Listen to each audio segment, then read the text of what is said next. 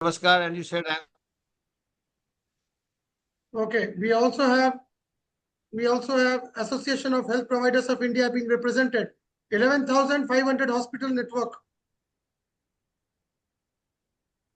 11,500 hospitals network, Association of Healthcare Providers of India, healthcare, cybersecurity. I mean, it's sector agnostic. Lieutenant General M.U. Nair. Cotton Corporation of India is there. Is the public sector being represented through the Cotton Corporation of India at the behest of the CMD, Mr. L.K. Gupta. We thank Mr. L.K. Gupta to have supported this initiative non-commercially, but he has been somebody who has been there with us for a long time. Dr. N.K. Goyal is there. Professor Dr. N.K. Goyal, my old-time friend. He's a young man. He's a young man of 75. He's somebody who drives various initiatives of the last 45 years in this country. No, and he's been somebody who has been a motivation for us also in terms of driving this show. Who is this gentleman who's joined us? Your screen is completely dark, Mr. Hi. I'm Radhakrishnan. There's a problem with your background. There's a problem with your background. Private Limited. Lighting. Okay, I'll just. Sonpal Singh is there. Mr. Sonpal. Quickly, could you all introduce yourself? Radhakrishnan, Sonpal Singh, Kavita Bhavra, camera off, all cameras on. If anybody has a camera off, please come back after some time. Good morning, everybody. I am Group Captain Sonpal Singh. I am former Secretary General of the Institute of Electronics and Telecommunication Engineers, and I have been in the armed forces for 39 years. So that's what I stay in Ghaziabad. Excellent to have IET represented. We talked to the president yesterday. I'm happy that he sent somebody who's very relevant for this. Bernard, your camera has to be on, please. People who have joined just now and will be joining, they need to have their cameras on.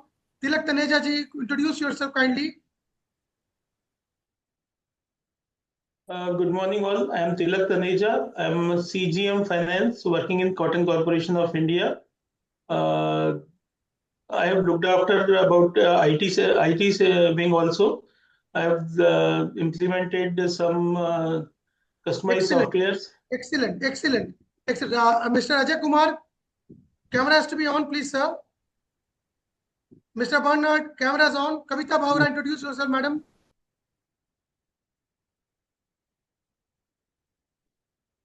Madam, your audio is off. Sir, I am Ajay Kumar. I am CGM IT, Chief General Manager IT, and basically I started this VC from my desk, but I came to Director Finance Sir Kevin, so I am here only. Director Finance Sir is also here. Good morning. Okay, you are the CCI team. Okay. Yes. Okay, Mr. Bernard, very warm welcome to you. Short notice, AHPI represented to 11,000 network hospitals. So Dr. Bernard, he is the MD of IBHAR Group.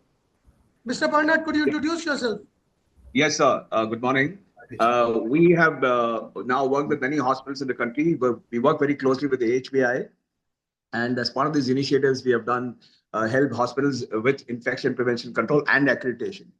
So we work with the AHPI closely even now with 3M and AHPI, and we're trying to see how every single hospital that is there in the country can be helped with accreditation, but using technology. The ability to use technology helped us to do much large things and large scale. So that's where we come from, sir.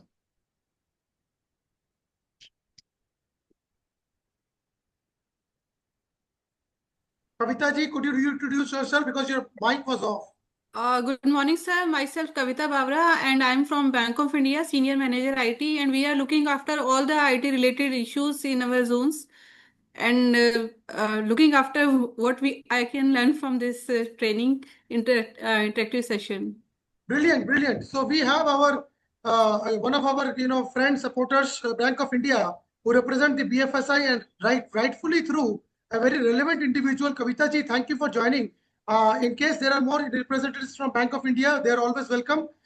And here we have the main guy in the show, Lieutenant General M.U. Nair, the NCSC, the National Cybersecurity Coordinator from the Prime Minister's Office.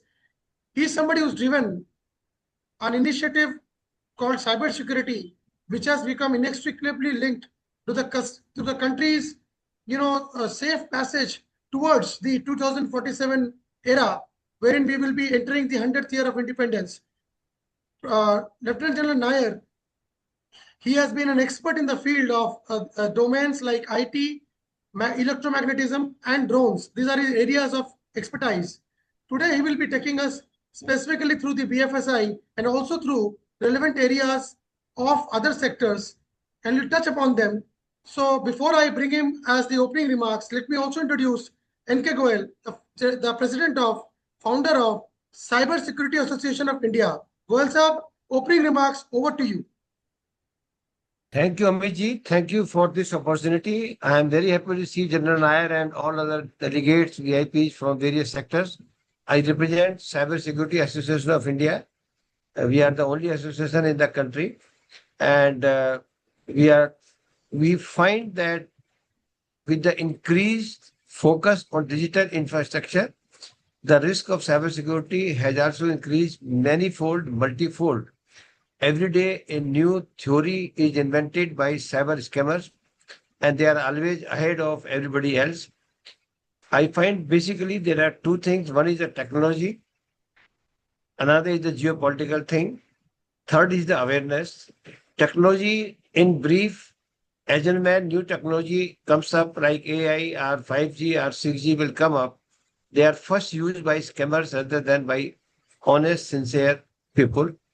Geopolitics, we all know, in the absence of any agreement between various countries, there are difficulties being faced to track the cyber security.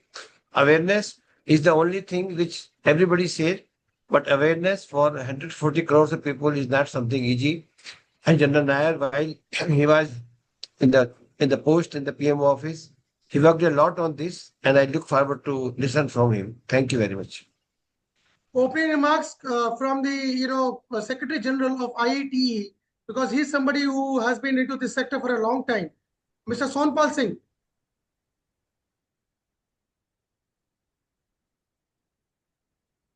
Sir, I am as of now not. I said former Secretary General of IET, and I know that the importance of this one, the cyber security, is actually paramount, since there are every day so many frauds and other things happening. So otherwise, in any specifics, I will not be in a position to discuss upon or to say something on that. Okay, somebody from Cotton Corporation of India, opening remarks.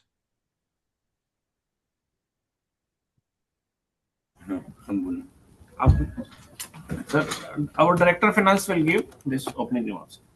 Welcome, Mr. Gupta, Director of Finance, Cotton Corporation of India. Welcome, sir. Thank you, sir. It is a very good initiative to conduct this type of workshop to enlighten us regarding cyber security and what is the challenges we are facing in IT field. Thank you. So what are the challenges, and all those discussions we will take it forward as we move along, because we will be hearing from Lieutenant General Nair in detail. Kavita Bhavra ji, over to you, opening remarks. Sir, I would like to mention that as we are saying that we have to improve digitalization in every phase, so we are getting challenges in cyber fraud also. So that should be dealt at a high level, so that citizens which are getting financial loss in all the things like due to cyber fraud, they may be reduced. So it will be a good session. We will learn a lot of things from you, so that we can also guide our customers as well as our other staff member also to avoid all such things. So here you go, Lieutenant General Nair. The inputs have started, flooding in, and the floodgates are yet to open. Radhakrishnan ji, over to you. Introduce and please your opening remarks. Thank you so much. I'm Radhakrishnan. I'm head of the embedded software division of Big Indian Semiconductors. We are one of the first companies in India to be making a chip under the Ministry of Electronics and Information Technology, approved by the Center for Development of Advanced Computing. We work on making our chip extremely, and we are the architects of the design by Security by Design initiative. Makes the semiconductor chip as a replacement for the Chinese chips in India. We're working on surveillance systems for building a secure systems in India. I could not hear the company's name properly, sir. Could you come again? It's called Big Indian Semiconductors Private Limited. It is one of the companies approved by the DLI, Design Linked Incentive Scheme of the Government of India. I have personally worked with Naval Systems and developed. Could you send a chat message on this, please? Small chat message.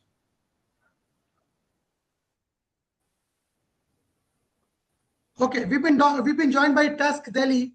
Okay, before that, Mr. Bernard from IBHAR. He's the MD of IBHAR, representing the Associations of Healthcare Providers of India. Dr. Alexander Thomas, let me thank you very much. He is the founder president of the association, which has almost 11,500 network hospitals around the country. And we've been missing the insurance people, because the insurance people, I think, are busy taking care of the data leaks and the sambal frauds that keep happening there every day. So any which ways, let me go back to the healthcare sector. Mr. Bernard. Yeah, so healthcare, I think, is like you rightly said, healthcare is now an emerging space, and technology is making a big change there. And one of the biggest challenges in healthcare is cybersecurity for sure, because patient data is so critical, and hospitals are still struggling trying to figure out how secure can their patient data be. And even from an HVI perspective, the thinking is about saying, how can we educate people? How can we provide systems through which people, stakeholders can think that their patients' data is safe, both from the hospital perspective and from the patient's perspective. So creating awareness, creating the infrastructure, creating the framework, and giving people that confidence, I think, will be extremely important, sir. Okay, wonderful. These are opening remarks. Now let me bring in Lieutenant General MU Nair.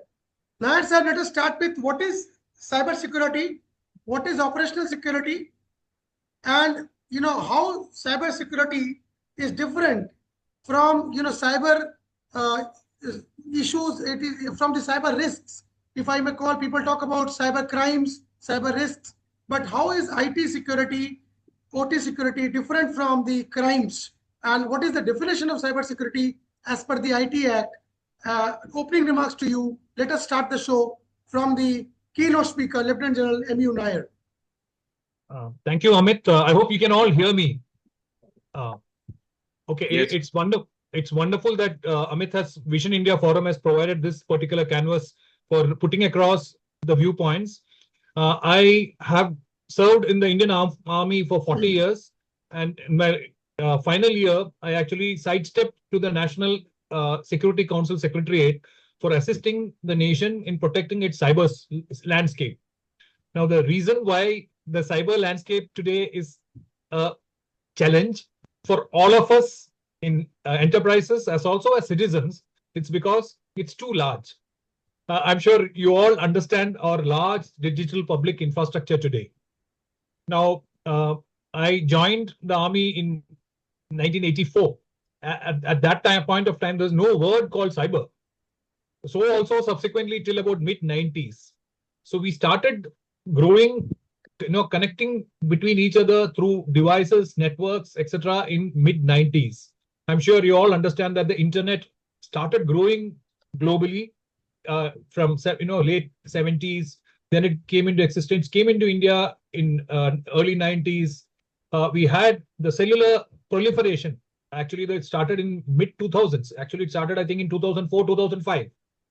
And we went through a complete transformation in the last decade, especially during the COVID times, when the only way to reach homes of citizens was through the large public digital networks which we have. The importance of education, we had to have education reaching to the last citizen, last home, and for the children. And this is one of the reasons why, that point of time, the aim of the government was to reach out to every citizen.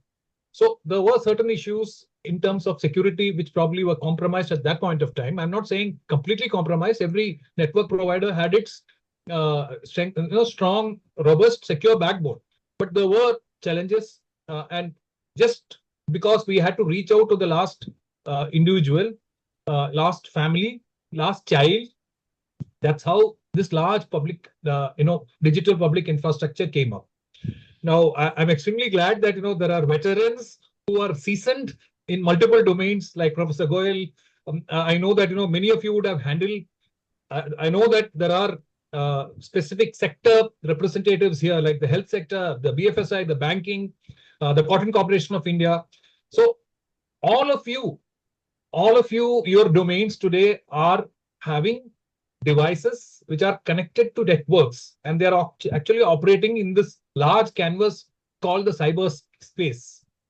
Now, any small vulnerability, which could be part of the device which you're carrying, or any of the applications which you are using. It could be a banking application, it could be a health application, it could be a smart city application, it could be a governmental application which is providing services to citizens.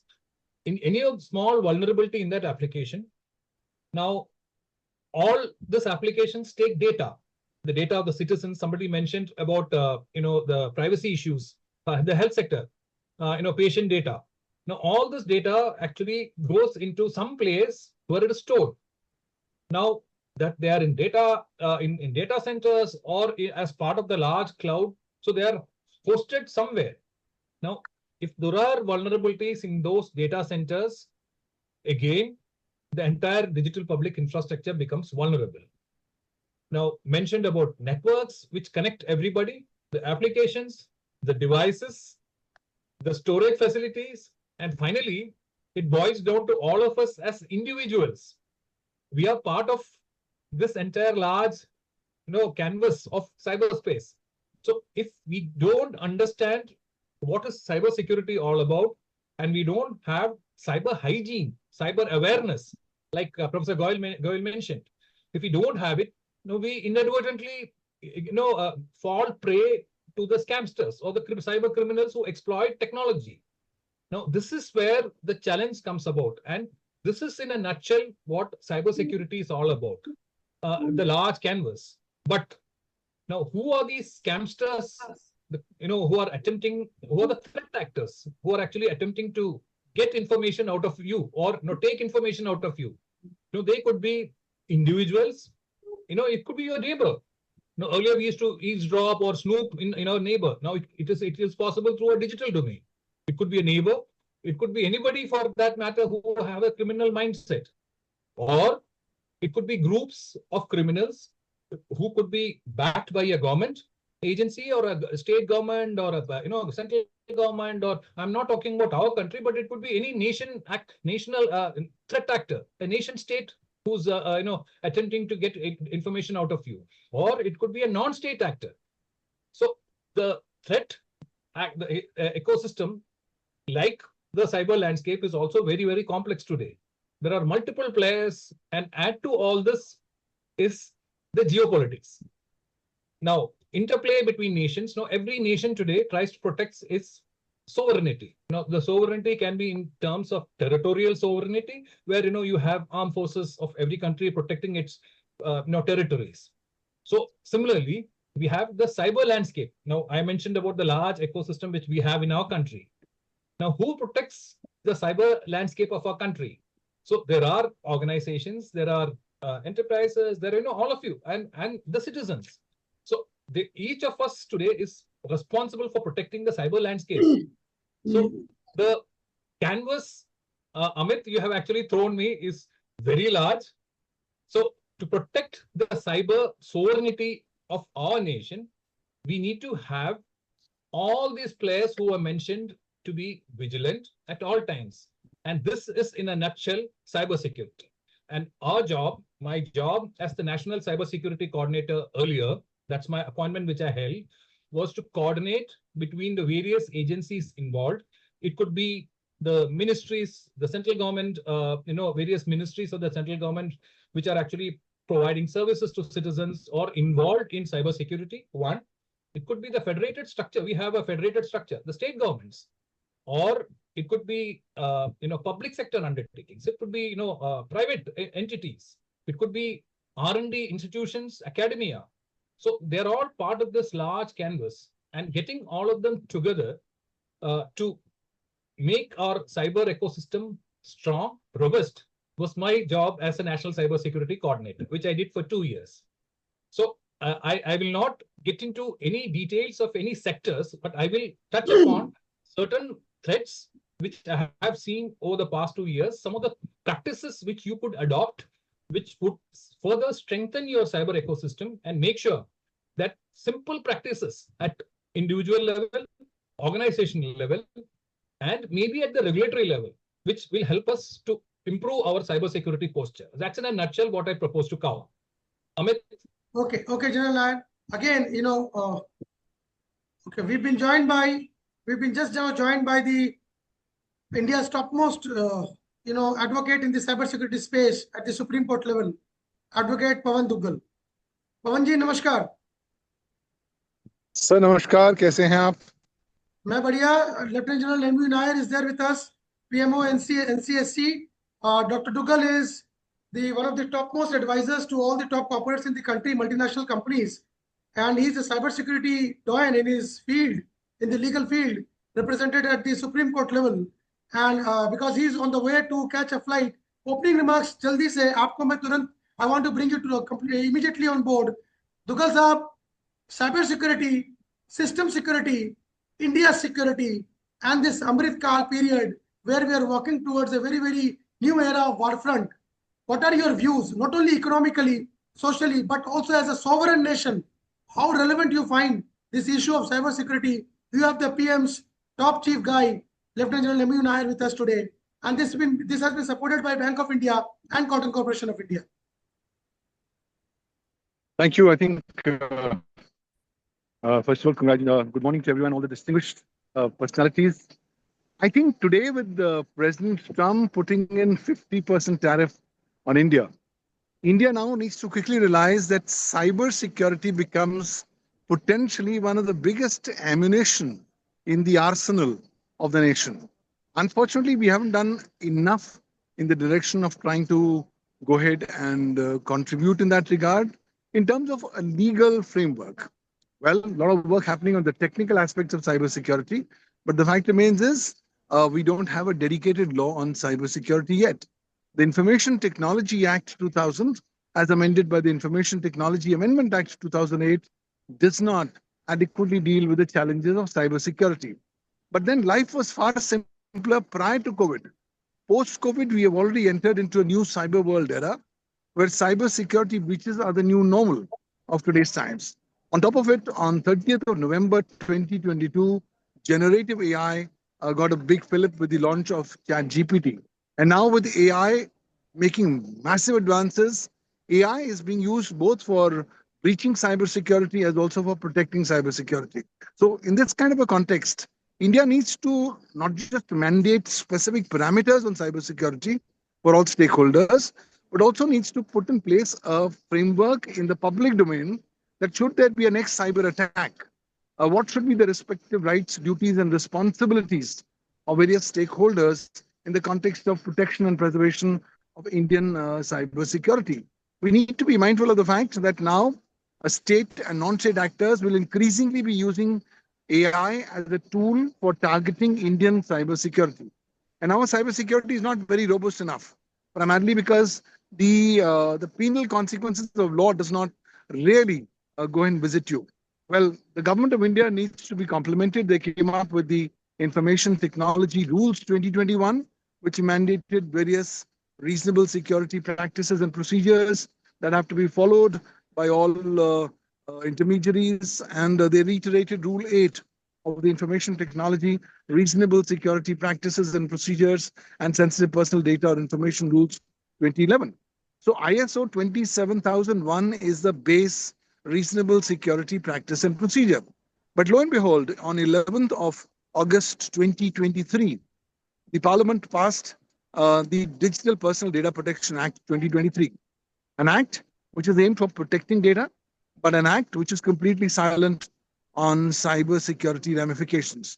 The government of India has understood this lacuna, and that's the reason when they came up with the draft Digital Personal Data Protection Rules 2025 for public comment in January 2025, they came up with a second schedule in the draft DPDP rules, which second schedule just not only talks about reasonable security safeguards, but also stipulates various parameters of encryption and other related standards that will have to be now mandatorily complied with by all data fiduciaries and data processors in the country.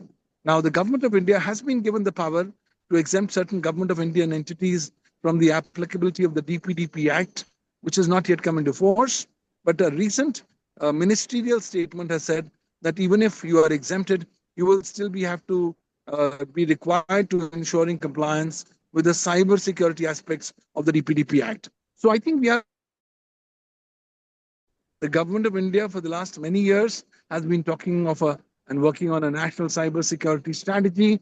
It's still not out, but I think this time for strategy is now dead and gone. The time for action has come in.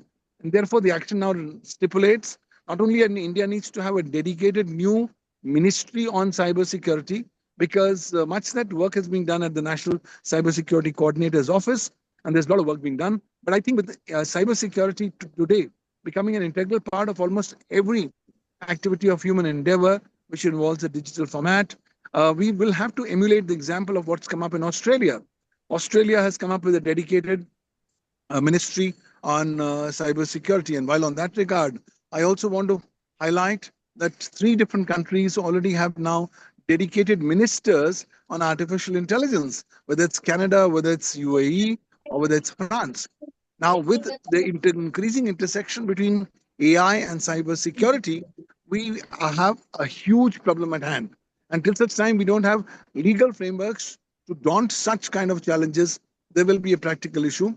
The reason for this is that the Indian mindset is like this, that till such time anything is not mandated by law, Indians typically go to the Indian Jugaad School of Management and do some kind of management to avoid ensuring compliance with the applicability. So going forward, I think I have some key 3 points to share with the audience. Number 1, the burning need for India is to have a dedicated law on cybersecurity. At a time when countries like China, Vietnam, Singapore, Australia have come up with dedicated laws on cybersecurity, we are far behind. We must wake up from our deep slumber and come up with a new law on AI, on cybersecurity. Number 1. Number 2, I think capacity building is of crucial necessity. Of late, we have been seeing that the capacity building efforts need far more impetus than what they are currently getting. And number 3, ultimately, we will have to encourage Indians to adopt cybersecurity as a way of life. Just because my device is on my network, on my hand, I can do anything on my device, does not mean that should something go wrong, the responsibility will be that of the government. It has to be a PPP model. Everybody have to realize that they are all basically part of the big chain of cybersecurity, and everybody has to contribute in making cybersecurity ecosystem more strong. Now with the distributed denial of services attacks happening left, right, and center, with every 11 seconds, an Indian company becoming a victim of a ransomware attack, the time has come. We also need to have dedicated frameworks, not just on ransomware, distributed denial of service, but also on dedicated legal frameworks on artificial intelligence, so as to prevent the misuse or abuse of artificial intelligence for the purposes of breaching or misusing the cybersecurity parameters of computer systems, the networks. So all onus is on the government, but I think everybody of us has to contribute in this regard. A dedicated authority on cybersecurity is the need of the hour. The need of the hour is of also India not to reinvent the wheel, just to go ahead and learn from the experiences of other nations, so that we can actually come up with our own customized approach on cybersecurity. And mind you, what we do in terms of our customized approach on cybersecurity could tomorrow become a global benchmarking standard, because the global south is very cleanly looking at what India is doing. So a lot of work needs to be done. As the chairman of the International Commission on Cybersecurity Law, we have been closely following how the cybersecurity legal frameworks are evolving. And I think there's lots to be done. Let's start working. And I must congratulate this particular event for at least coming up with an initiative which can help not just ventilate the various perspectives and ideologies on cybersecurity, but more significantly, which can further enhance the capacity building initiatives. Thank you. And with that, it's over to you, Mr. Chairperson. Dugal Saab, try to stay with us for 5 more minutes if possible. I'll just introduce also immediately Tilak Raj Dua ji has joined us. He is the former president of the Telecom Towers Association of India, very key and very supportive person to the forum. Dua Saab, Very, very warm welcome, sir, for coming and joining the show at such a short notice. Thank you, sir. Thank you so much. Thank you, Amit. Okay, It's Duggal great to sir, hear. you've been an expert in the field of e-commerce, advising these companies. Where I met you at the FICCI forum, wherein you were advising companies like Amazon and all. Even the IT Act recognizes, the 2000 IT Act recognizes e-commerce and protects their rights. Could you throw a little bit of insight into this e-commerce section, because that drives the economy, the aggregators, the e-commerce? How much critical is this cybersecurity issues, and what are the challenges that they have today? Well, e-commerce is the foundation of the digital economy. Keeping that in mind, the Information Technology Act 2000 was passed for the very simple reason to provide a legal framework, recognition, and enabling environment for promoting electronic commerce. But that was 2000. Then in 2008, for the first time, when we amended the IT Act after the Mumbai attacks, we addressed one major lacuna under the IT Act, which was to deal with cybersecurity. Mind you, at the time when we passed the Information Technology Act in the year 2000, or any concepts or provisions pertaining to that. It's only after the Mumbai attacks, by virtue of the Information Technology Amendment Act 2008, did we incorporate cybersecurity as a specific definitional concept under Section 2 of the IT Act, but also came up with certain cosmetic provisions, ultimately aimed at protecting the cybersecurity of e-commerce ecosystem stakeholders. But then that's still old. I mean, 2008 to 2025, it's 17 long years. And after that, we have done nothing in terms of amending the law. Meanwhile, e-commerce went from e-commerce to m-commerce to now quick commerce to instant commerce. New varieties of commerce are coming in. But today, every variety of e-commerce is potentially being targeted by cybersecurity breaches. The reason for this is very simple, that with the advent of COVID-19, the golden age of cybercrime has already arrived.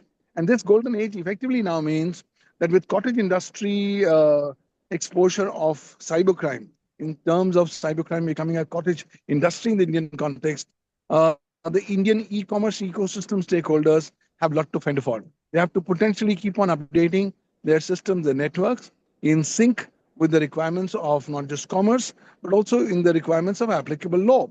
And all e-commerce stakeholders become intermediaries under the Information Technology Act 2000. In any case, under Section 79(2)(c) of the IT Act, read with the IT Rules 2021, they're required to implement and maintain reasonable security practices and procedures while they discharge their obligations under the IT Act. Now, clearly, an ISO 27001 is the accepted norm for reasonable security practices, but that's not all. With now the imminent introduction and shall I say, implementation of the Digital Personal Data Protection Act 2023, in addition to reasonable security practices and procedures, e-commerce stakeholders will now have to go ahead and also implement reasonable security safeguards as are institutionalized in the second schedule to the draft DPDP rules 2025, which means not just only an ISO 27001, but also mean other parameters of encryption and other standards which the ISO 27001 does not deal with, but which are extremely important for the purposes of protecting data. So a lot of good work that's being done, but I suggest we cannot rest on our laurels. We will have to keep on updating. They are intermediaries, as you just now pointed out. These e-commerce companies were very much responsible for the promulgation of the IT Act in 2000, and it has been evolving ever since.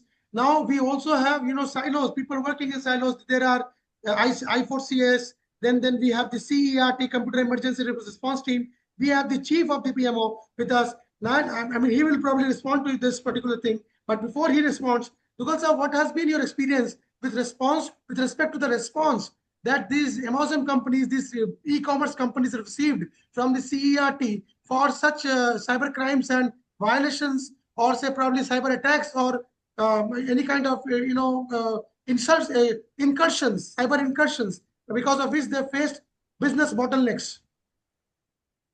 Well, I think they will have to constantly keep on working in that regard. This is now the new given constant.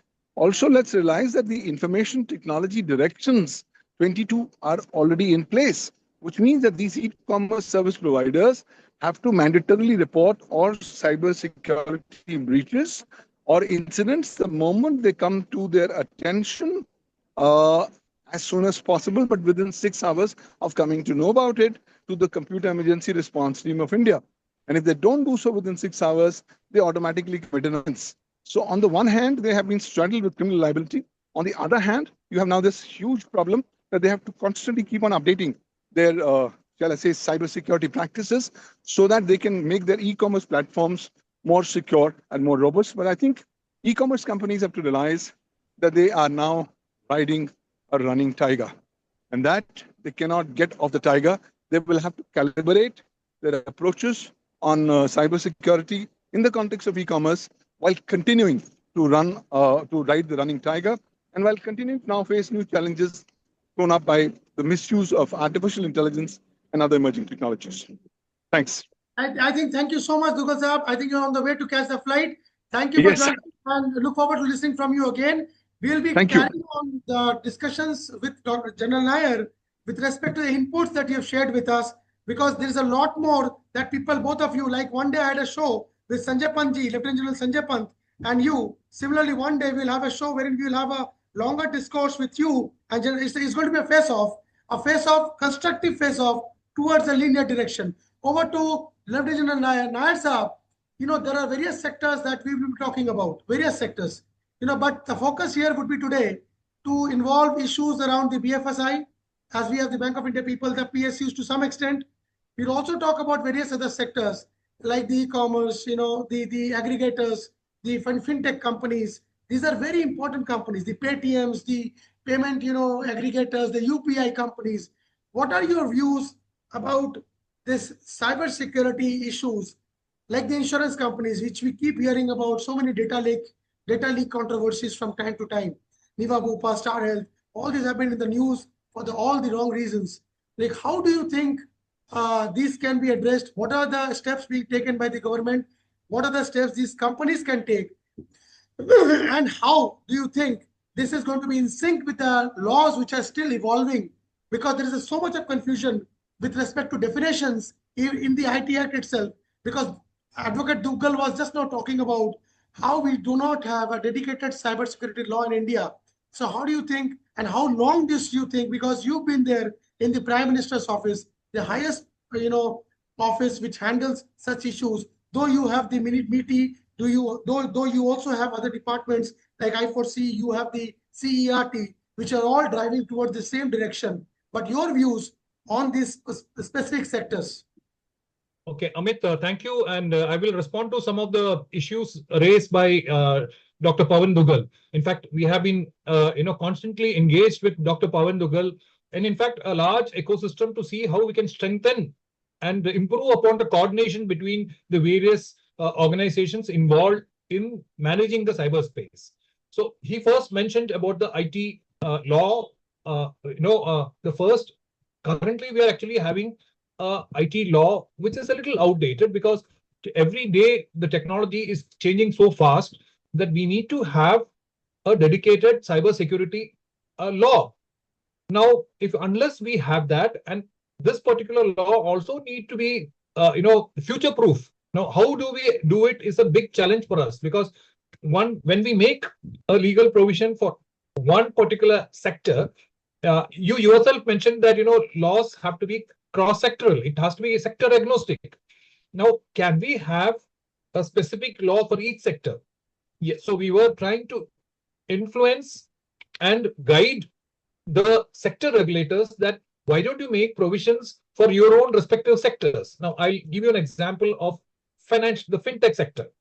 Now, there are regulators like the RBI, the SEBI, which have now laid down very, very stringent, guidelines, some mandatory rules and regulations for the entire fintech industry to ensure a very good cybersecurity posture.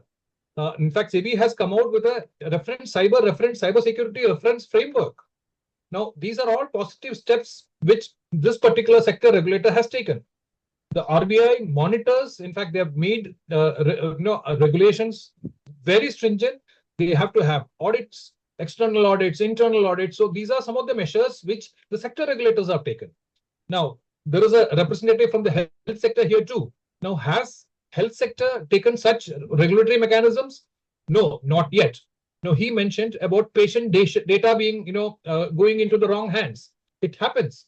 Now, we also have a threat from the health machines which are there. It could be diagnostic machines. It could be normal, the machines which are involved in surgeries, etc., etc. Now, I'll give you an example of a CT scan machine or an MRI. No, they're all actually connected to networks today, and they have softwares which are controlled from elsewhere.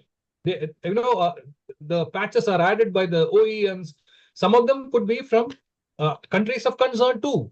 So we have a challenge where every regulator, be it health sector, be it transportation. Now let's look at the automobile industry. We have a whole lot of EVs coming in, connected vehicles.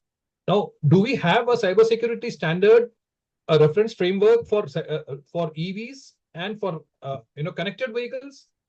Luckily, the ARAI and the Ministry of Transport, they have come out with I think a draft cybersecurity policy, which I think is applicable from 2025, where they have given some basic guidelines on the best cybersecurity practices to be followed. No, so every sector regulator has got involved in this process. Similarly, the others too, like shipping and ports. Now you look at our ports. We get all our containers, bringing in data, stuff into our commerce. I know it actually imports and exports are through our ports largely. We have a lot of machinery which is not from our country.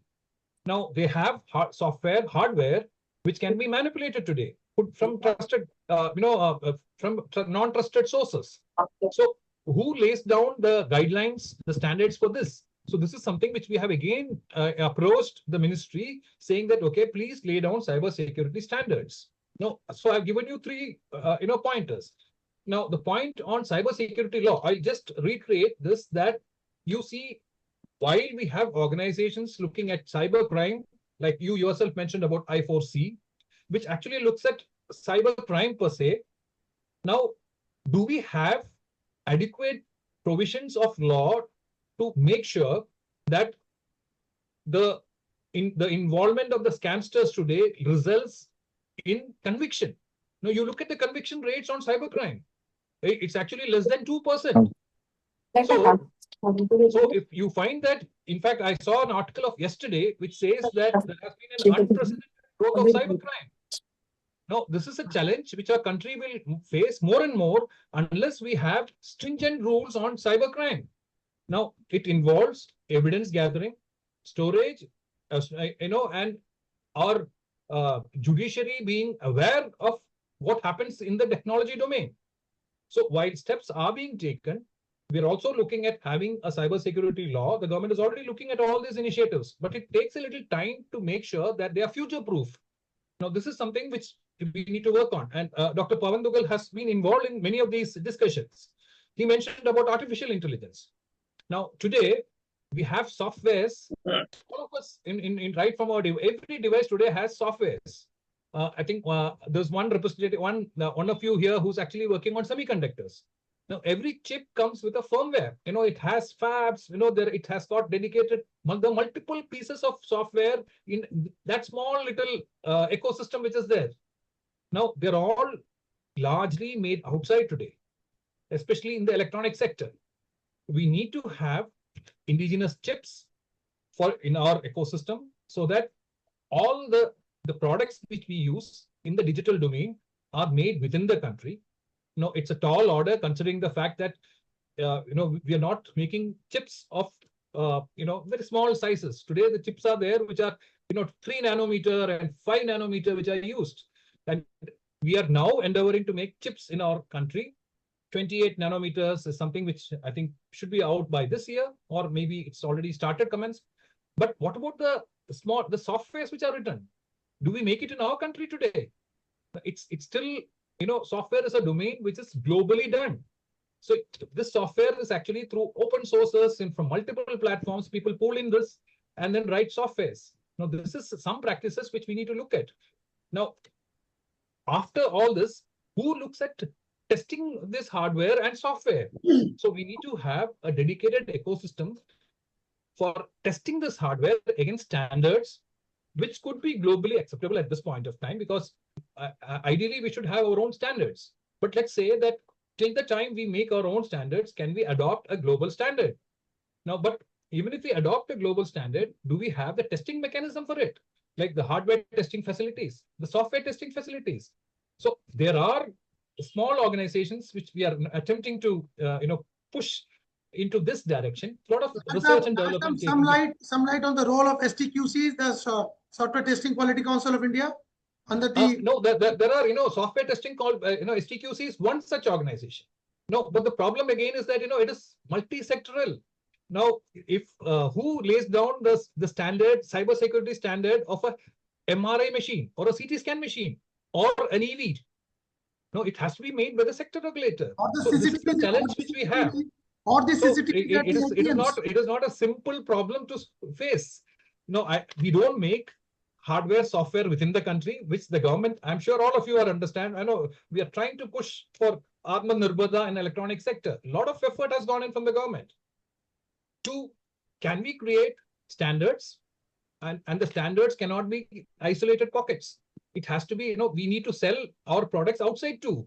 So they need to adhere to European Union norms. They need to adopt, abide by Australian norms. So it has to be a global norm. So there are global standards. So we need to adhere to those. So it is, while we as citizens imagine that, it's a simple thing, it is not so simple. So cyber law was one thing which looked at standards and certifications. Then we need to create the lab ecosystem. We don't have any facility for testing our hardware today. So we are creating hardware testing facilities, creating labs which can certify these products. So these are STQCs involved. Similarly, for the telecom networks, telecom networks have a lot of hardware, software. So they have to come from trusted sources. So my previous office used to actually work on these domains.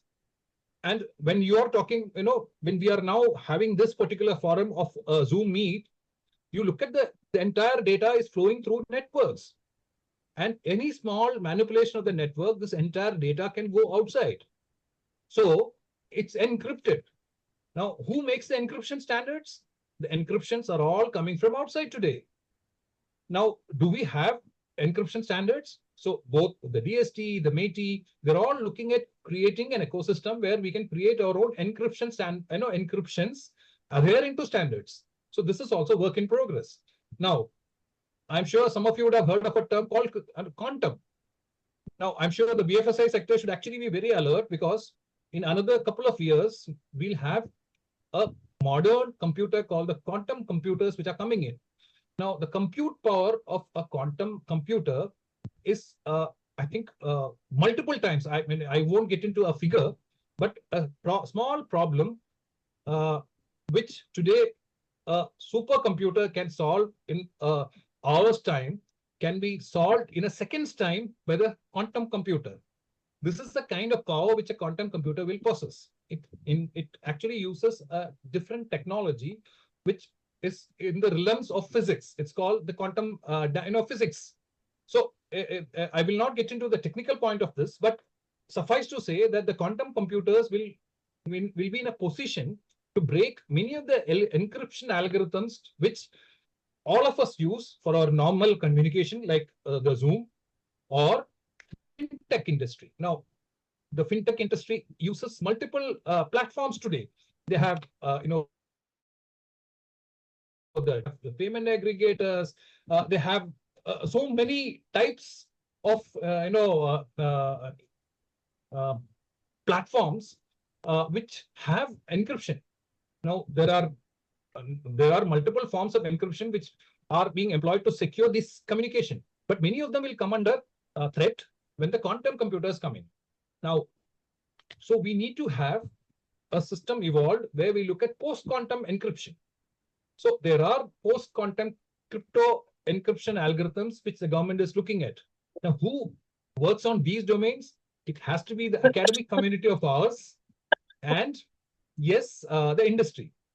So that's where the BFSI sector, the NSE, the NPCI, the large entities which are there, the SEBI, the regulators, they all need to invest in finding encryption algorithms which are quantum proof. I think a lot of effort is already on, but I think by 2028, 2029, 2030, we should have encryption algorithms which are quantum safe. Now, this should be our attempt. So this is another issue.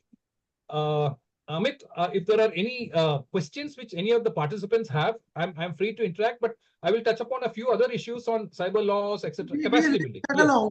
General Nair will chug along because there are people from, as you can see, there are people from various sectors. Though I just wanted the BFSI, and expectedly they are the least represented. But yes, Bank of India has been sane enough to be on board because these opportunities do not come every day. And unfortunately, people are smart enough, or probably they're over smart to meet such opportunities. But I have Bank of India with me. Kavita Bhavra has been there with me from beginning. Now we've also been joined by another lady from Bank of India. Madam, could you introduce yourself?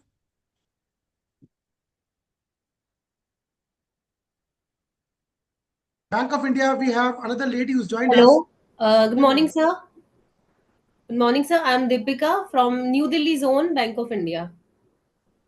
From the IT department? Yes, sir. IT department, sir. Okay, madam, you and Kavita ji are coming. Before I bring you in, we have Radhakrishnan ji, who's an expert. And he has a lot of views. I think, Radhakrishnan ji, could you throw a bit of light upon the quality issues and also the various sectors like the chips, semiconductors, biometric devices, the ATM machines, the CCTVs? What do you think should be the initiatives of the government? Because we have the key stakeholder here with us, key man here with us, and his word will be heard by all and sundry. Radhakrishnan ji, over to you. Thank you, sir. I cannot agree more. It's 100% what both Dr. Pawan Dogal and Mr. Unni was saying. We need to make these devices secure. Right now, what is happening is that all these biometric devices, the body scanners, the MRIs, these machines, all of them have integrated circuits or chips in them. These chips are 99%, or in fact 100% of these chips are currently being made outside India. So one of the biggest initiatives of the government of India has been to support making chips in India which are secure. Right from the powering on the chip to making it secure, each and every aspect of the chip, like the hardware root of trust, the train of trust, the platform security compliance architecture, bringing up the entire chip so that at the time that it's finally operational, we know that each and every aspect of the boot process of the chip is made secure. If that is not done, if that is not taken care of, then whatever you do at the upper layers is all not clear, because anything can happen and these chips can be compromised. So I think the initiative done by the government of India in this manner is really, really good, and the STQC has been very proactive in this by saying that we need to make these chips in India, the process manufacturing completely made whiteboarded and clean. And we have that understanding, and Mr. Uni was also talking about the firmware part of it. The firmware, we need to have standards in India for Indian security standards. Extremely important to have our own standards for encryption, decryption, public key cryptographic services. We need to have our own standards for transmission, encryption, secure storage, and so on. So all these initiatives are fantastic, but there has to be a central coordinating agency to do all these things. And I think we are taking the right steps, but it has to be a little bit more focused.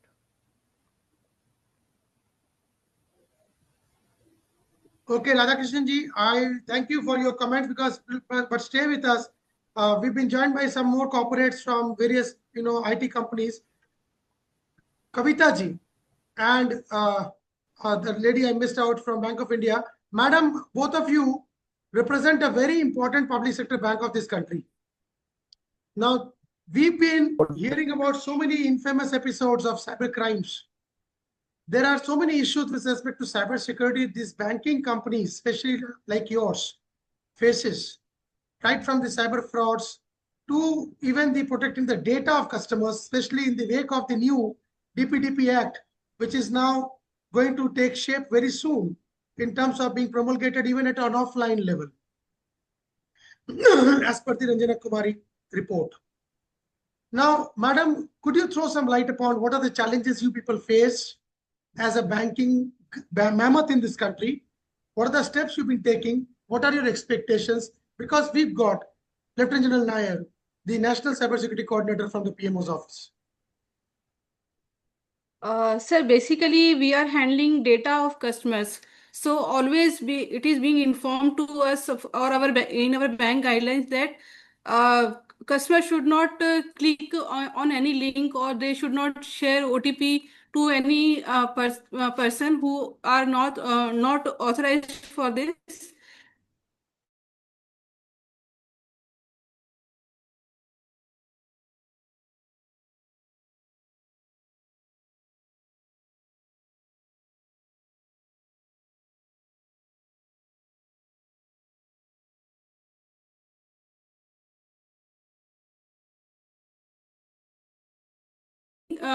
All these things with our customers. So we need there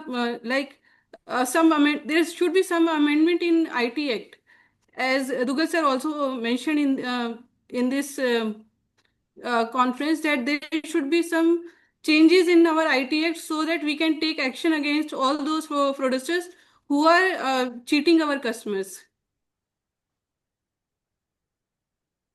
Madam, would you like to add something from Bank of India's perspective before General Nair can respond?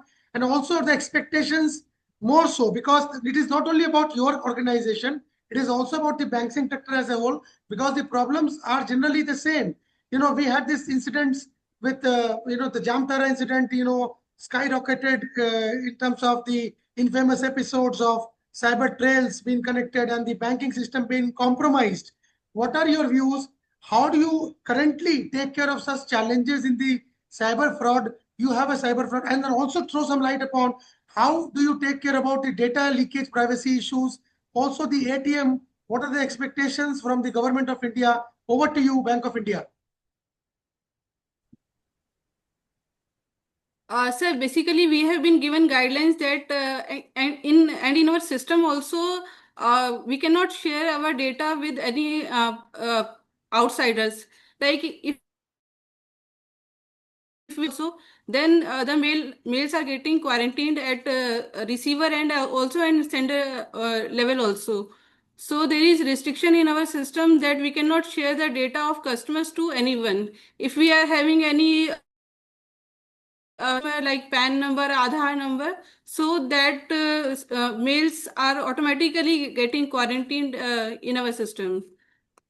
So that security we are taking at our level. General Nair, what are your suggestions? What are your suggestions for the banking sector, banking insurance, PFSI sector? All right, Amit, we have had multiple iterations with the players who are involved in this particular aspect of scams connected with banks, the financial, frauds which are taking place.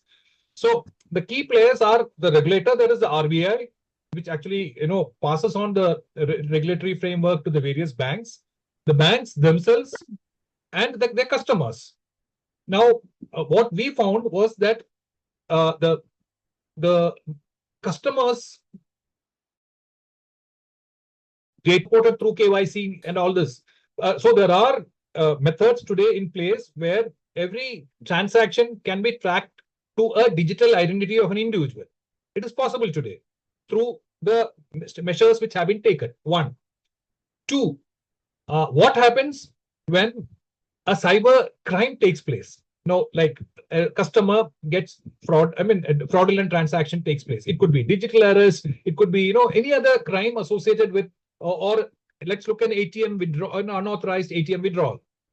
Now, how do you trace out this? Now, the scamsters today are using technology, like I think Professor Goyal mentioned this in his opening narrative, that they're using it in a much better manner than the investigators, the law enforcement agencies, or the banks themselves. But today, the technology provides you with tools. Like there are AI softwares which can look at any transaction which is irregular. Now, both the Bank of India, officers will definitely know that there's something called a mule account. Now, the mule accounts are those accounts which are illegally operated by a third party for gaining, access into that particular account. Now, how do we identify a mule account? So there are parameters, yardsticks, which can be found that on a normal account of an individual in rural area, in urban area, or in certain regions, X number of transactions take place. But when there are 2x, 10x, 25x, 100x transactions taking place on that particular account, immediately a red flag should go up. Now, today, there are methods like this which are easily applicable, which can be put across mule accounts. Similarly, any banking transaction which is of high value or which are not against the normal practices which are there can immediately be flagged through the AI tools which are available. So it's how the banks use technology for detecting such illegal transactions or parameters. And with effect from this March, there have been a lot of attempts made by banks, some of the major banks, to identify such fraudulent practices and then flag it and then take it to its logical conclusion through the I4C. Now, the I4C today has become so effective, efficient, that it can actually, and there are, moment a fraudulent transaction is reported, it can actually put, if you complain in time, I'll come to the time a little later, it can actually trace out where that money has flown from, which bank to which bank to which bank, or which ATM has it been withdrawn from. There are today measures adopted. But what happens to us as customers? Do we report a crime immediately on occurrence? Now, let's look at a case of a digital arrest. A person undergoes this digital arrest over a period of time, and it is so well targeted, and the fear factor or the greed factor of us as human beings is normally exploited to the hilt by the scamster. He knows the psychology of the people, all of us. So these are exploited, and many of us are reluctant to report it in time. Now, there is a golden hour which we 1 to 3 hours where we could actually trace out this particular path and probably stop that money trail. But today, technology has become so fast and the scammers have started engaging in practices which are much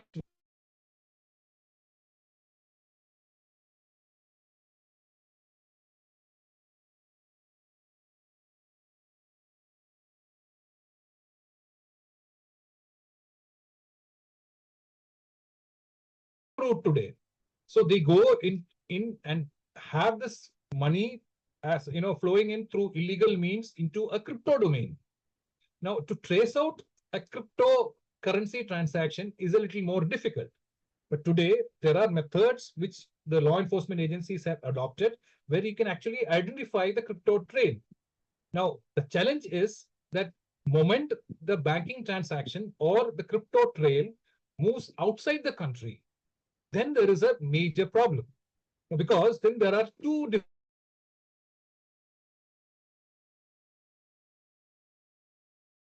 involved, and recovery of or stopping or recovery of such movement of cash of value, which could be X amount, becomes very, very difficult. And it becomes all the more difficult when it's on the crypto domain. So these are some of the challenges which the government is grappling with, and there is a lot of international, bilateral, multilateral agreements which are happening between nations to identify such trails of money illegally going through scam, and which we are attempting to do. There are dedicated units. There is a financial intelligence unit of the Ministry of Finance, which is looking at tracing out such things. The I4C is involved. Now, not only this, you require the digital identity of that particular individual. So the Department of Telecommunications has got a digital intelligence unit. Now, these are the key players who are involved. But the fact still remains, like one of the participants mentioned, that we need to upgrade our laws to make sure that this particular act or the crime committed results in conviction. Today, this is the major deficiency which we have, because many of our law enforcement agencies, though we have cyber-aware police guys today, in various states, there are cyber police stations, but the volume of cyber crimes which are taking place are so high today that probably it's time that we look at dedicated cyber crime units in states. One, can we have different courts, judiciary who are aware of cyber domain, the intricacies of technology, who can deal with such cases differently. Like Dr. Pawan Dugal mentioned about cyber security law. I would go to the extent of saying that can we look at a dedicated special courts for dealing with cyber crimes? Else the technology will get exploited to a much faster way by this crimester, by this young, people who have aptitude and attitude today. So they are so skilled in causing disruptions, and they are so adept at this that we will get left out of the system. And this is one of the reasons why cyber crime is actually growing in our country today. And you don't have to go into physical crime today. One of the easiest methods to get money or carry out a crime today is actually on the cyberspace. Okay, I leave it there. General Nair, carrying on from the same, line of discussion directed towards the BFSI, I'll just cite two cases. One of the Madras High Court, wherein there was a clear judgment by the Madras High Court saying that in the case of cyber fraud, an account being frozen, or a particular cyber fraud case being reported at a cyber crime police station or whatever, the amount of money that can be frozen or stopped from being transacted is limited to the quantum of the cyber fraud reported, and the remaining has to be left free.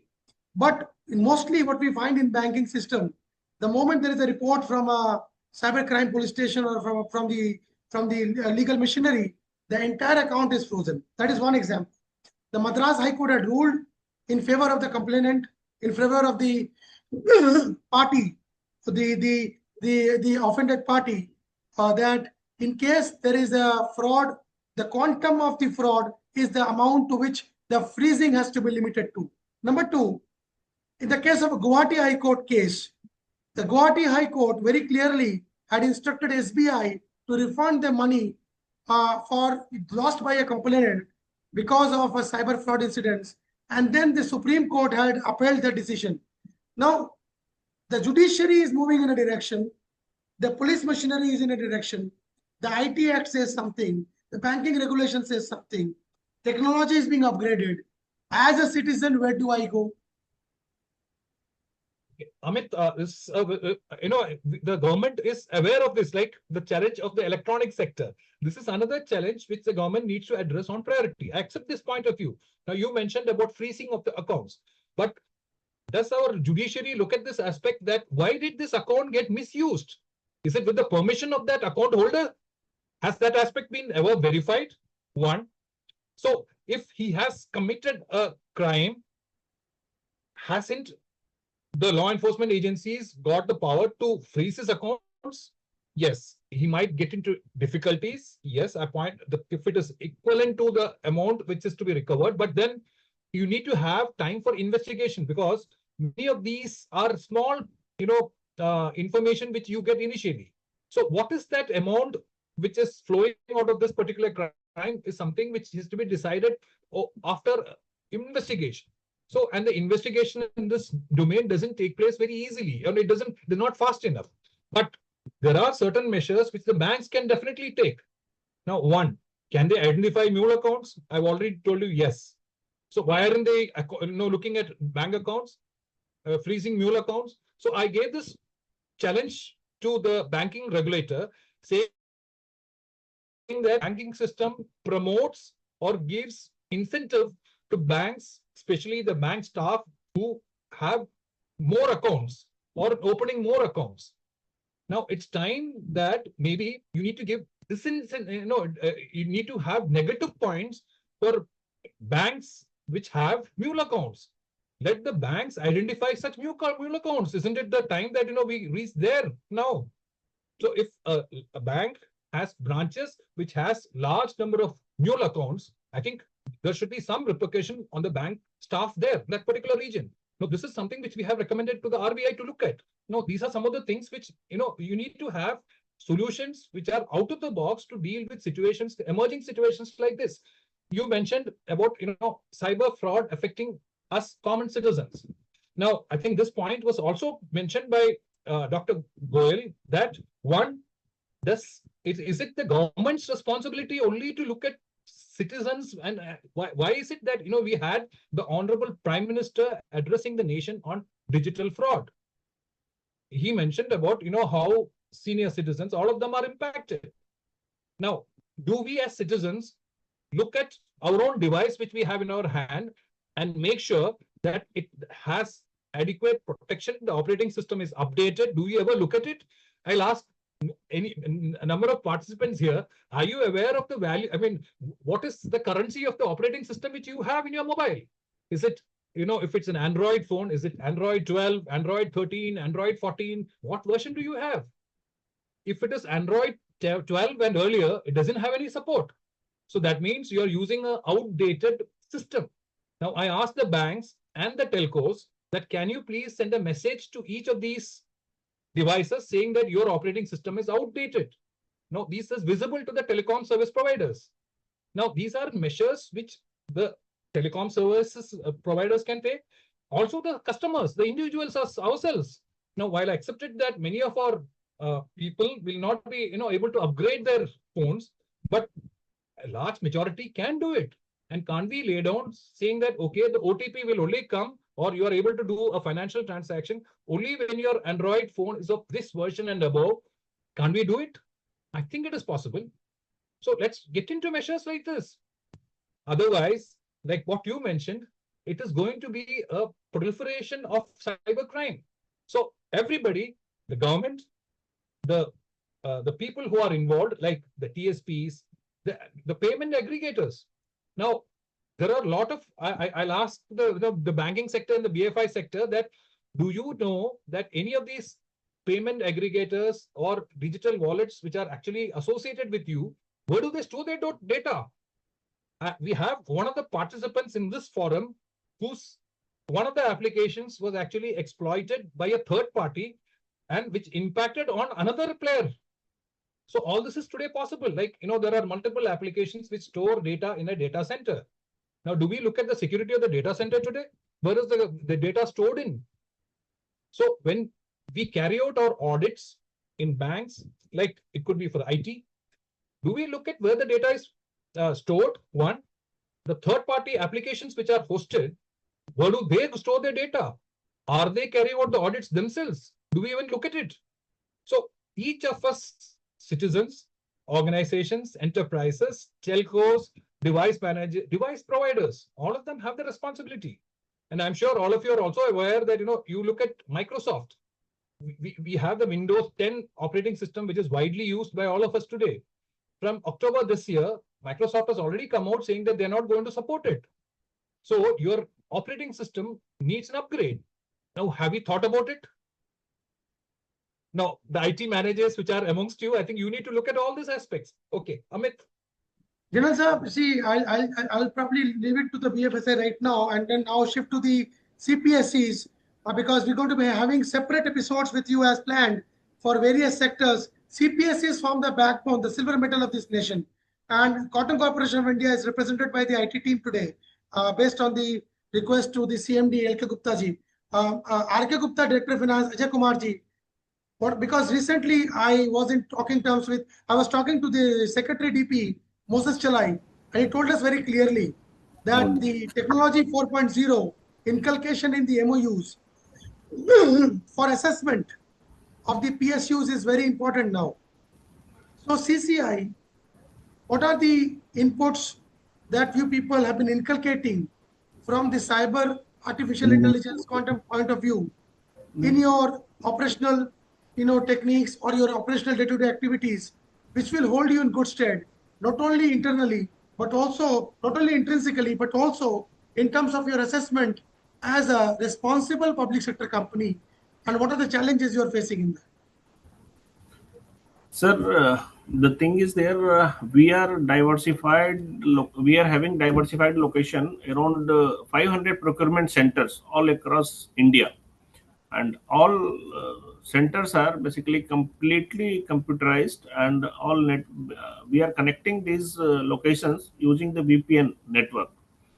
At branch office location, we are having LAN and WAN connectivity, but VPN is the backbone for connecting our head office to branches, and interconnectivity is there. we can't rely on this LAN infrastructure or WAN infrastructure completely, because we had one or two accident also in the past where our entire system was down for a period of around, although the infrastructure was maintained by Railtel, but they faced a major challenge, and entire, not only our corporation, there are might be around 20-30 corporation are there on board with them. All were down continuously for a period of 15 to 20 days. That was a biggest threat we faced, and that was due to this network outage and cyber some threat was there, and it was a breach of some kind of security network, and some cyberspace, some person has entered, and they made some damage to, not to our data, but maybe some other data. Because of that only, they were completely keeping it down for that period. So this is the major threat area. Basically, we need how to address this kind of things in future. So currently, Railtel is also taking help of certain and other Ministry of IT and all other concerned whatever agencies or something. But this is our major challenge. So if you can enlighten us on this, how to go about, how in future we can go in securing our. General Nair, this prologue will hold us in good stead for the PSU meet coming up. All right. Thank you. I think one of the, I mean, I didn't know that you were using a VPN first. Now, I'm not sure, where did you get the services hired from? Is it an Indian VPN system or from where? Now, No. you know, who's a VPN provider? VPN provider is through Railtel only be connected, and that VPN currently we were using Indian, but currently they have given some outside this one VPN is actually, I don't remember the name, but all right. Okay. It is a COPS VPN provided by Railtel. COPS. Okay. So the challenge which we have is that, as organizations, we need to be very clear. First, you should have a chief information security officer. Now, he should have access of the entire network architecture on right from the end devices to how the data is actually going. And every touch point of his, he should be aware. And how does data flow? Like you had mentioned that you have a number of outstations from where you are getting your information. Now, if they are connected on VPNs, he should know, one, who's a VPN provider, what is the security overlay which the VPN provider has provided you with. Two, where is the data coming to? Where is it stored? Like you mentioned about Railtel. Now, I'm aware that this particular organization had gone through not one, two challenges. And one of the challenges came from your ecosystem. That's why I mentioned earlier that it actually laterally, when you have a large data center, if you don't look at your own applications, your own IT services, how the data is stored, if you don't carry out cyber security checks which are there, then it can impact on other applications also which are within the ecosystem. And threat actors today have access. They look around the entire landscape and see where there are points of vulnerabilities. So even offline, in the normal internet, I can actually check out as to where is CCI networks, what is the posture of cybersecurity posture of CCI. So I can have full visibility of your network, see in your setup, in your IT setup, in your LANs and WANs you mentioned, which are probably in your office complexes, are there any open ports? Can I get access into those open ports and then enter your system? One, if there are any applications which are hosted on any of the data centers, how secure is the application? Now, to my horror, I realized a couple of years back that there are more than 2,000 applications which the governments have provided, which are outdated. There is, outdated implies that, they've been launched, forgotten. And, they're just existing and they host data today. So from, and many of us at some point of time then revive it again. So these are all practices which we need to, that's why I said the chief information security officers of every organization need to have full asset visibility. He should be able to have the entire organization mapped. Where is the touch points? Where is the data flowing from? Where is it stored? How does it go to a third-party applications? He should have visibility of third-party applications, the data centers. How are they storing this data? Now let's look at you. You mentioned about Rail10. Now, if there is a data loss for CCI, is it CCI's responsibility or RailTel's responsibility? So have you built up in your contract as to who is responsible for this in your commercials? No, these are things which your CISO needs to work on. No, I accept the point of view that this is because of our lack of awareness that all this happens in our ecosystem. But today we have CISOs, and I think they should be taken to task if they have not done their job well. That's what I wanted to put across. Okay, I think one day I'll be talking to the CMD very soon, and then probably this is going to be a prelude, or this lays the platform for this very generous PMO executive General Nair to make a kind of a kind visit, a gratifying visit to PSUs like CCI or a Bank of India on a dedicated one-day meet with all the employees concerned after the decision of the management is taken, so that it sets a platform. It becomes a kind of an example for the entire sector. General Nair, I think that will be something which will set the record straight for not only this company, but also the PSU sector in general. Similarly, for the banking sector through the Bank of India. Let me also use this opportunity to thank Rajneesh Karnatak, the chairman of Bank of India, who was very generous to send his representatives, because these are very serious. This is not run-of-the-mill affair. This is a very security-specific issue. So thank you to all these guys. Now let me bring on board Mr. Bernard, represents the hospital network, the healthcare sector. AIMS had a very difficult incident which happened a few months back. Mr. Bernard, what are your views, and what are some cases you'd like to cite for General Nair to probably as an example set an example for the entire healthcare sector? So General Nair, I think I'm going to raise a couple of questions. One is, while we're all very aware, and I think this patient data is extremely crucial and critical, right? One, I think the challenge that we have is there's lack of understanding. Now, I'm sure, when we look at healthcare overall, there are 90,000 hospitals. That's a very large number. But if you look at least the top 6,000 large hospitals in the country, and some of them have professional IT, some of them do not have. There are various kinds of, it's not a very organized, there are no, today NABH is starting to, do the certification process for IT companies.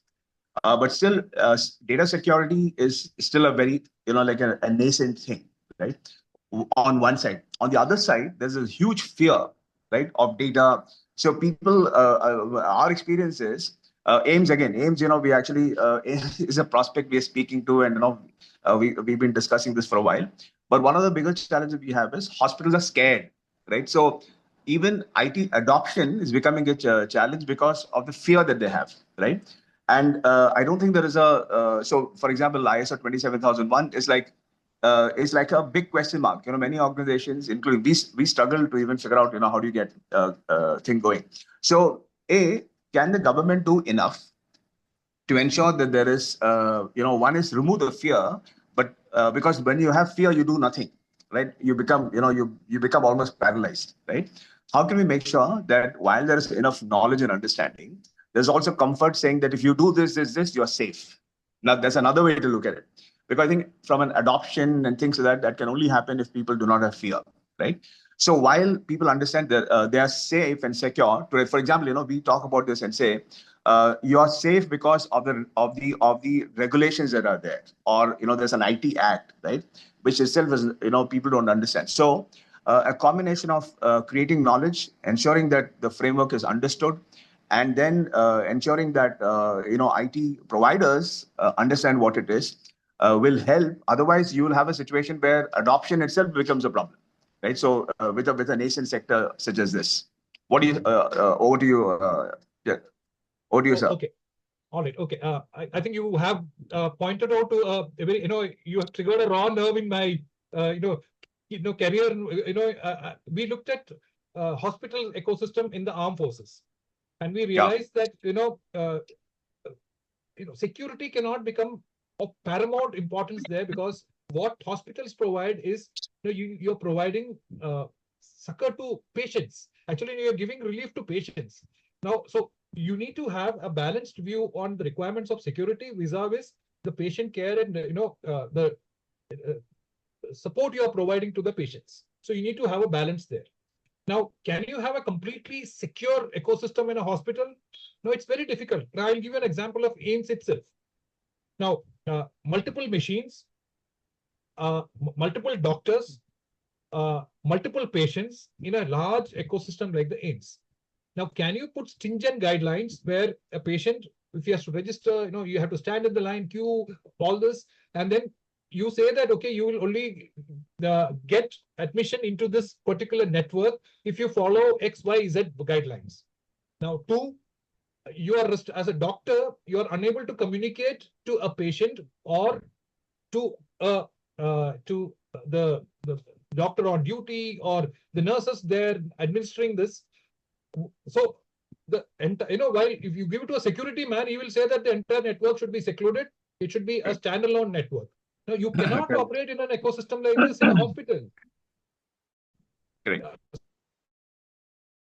So we need to have the freedom where you could speak to a patient, but can you put in small, like what you mentioned, processes and procedures? Can we have small processes and procedures where every person is logged in and every activity of his is watched? That is, that he has done this, or a doctor has to be logged in to access this network, and which he can have access anytime. The patient can have access, but not any other person, and only an authorized person has access into this network. And the authorized access is only for a limited time, till the time the patient is admitted or is in the hospital premise. Now, this is something which we can do. One. Now, the patient data. Now, this is another challenge which we have. Today, we have multiple mechanisms. The banking sector actually has shown the way. Like, the financial sector. We are carrying out financial transactions based on a digital identity. So you have the National Health Mission, multiple projects, the ABA identity. Every individual today has an identity through the ABA numbers. Now, can we make it more, all prevalent? Every citizen should actually have a health identity through the National Health Mission, and have an identity like which can be linked to the Aadhaar, and make sure that all your data is lying in a protected manner in a data center. Now, these are things which can be done. So, moment you go to any place and give your Aadhaar number, the doctor there has access to your entire health sheet, health repository. Now, this is something which you could actually attempt to do. 2, 3. Now, there are machines which require to communicate with the OEMs for upgradation, etc., etc. Now, when you are actually, ideally, you should actually make it indigenous and make sure that the entire ecosystem rests within the country, which is not probable right now. But can you have restrictions put where we say that, okay, anything which you are upgrading, any data which is going out has to be checked and verified through your security operations center. It's possible to do. Now, the larger hospitals, like you mentioned, have resources to have their IT infrastructure managed today. But what about the smaller ones? So can we have state governments, central governments, your health ministry providing support for looking at small, security operations center or network operations centers which are managing networks? And the smaller entities can actually ride on either the bigger entities or can be an outsourced service. No, these are things which we need to look at, and actually you are generating, more opportunities for, the large, the cybersecurity industry also within the country by having services. Yeah. So can you outsource it? So it is possible. So these are some of the issues which we have been throwing it out at, Ministry of Health. But let me also put it across that such thought processes are best managed by IT professionals and not by medical professionals. No, there is a challenge that I know that there are medical professionals who are extremely IT savvy. In fact, the entire AIMS, the entire system is managed by a IT savvy doctor only. But I think we need to differentiate between who should be handling this. This is something which I think you all need to take care of. And I Mr. also have a Sir, I challenge have that one question yeah, to you, sir. I have a suggestion and a question to you. Is it possible for us to evolve, let's say, simple certification programs? Like when you say ISO 27001, that's like a very large thing, sir. yeah, Right? true, true. So, if you have simplified, so I think we can look at, depending on maturity levels, you start with a simple certification, which at least gives confidence both to the provider and to the patient, saying, this is my data is safe. Or the hospital knows that, I'm confident that my patient data is not, going to get lost or get misused.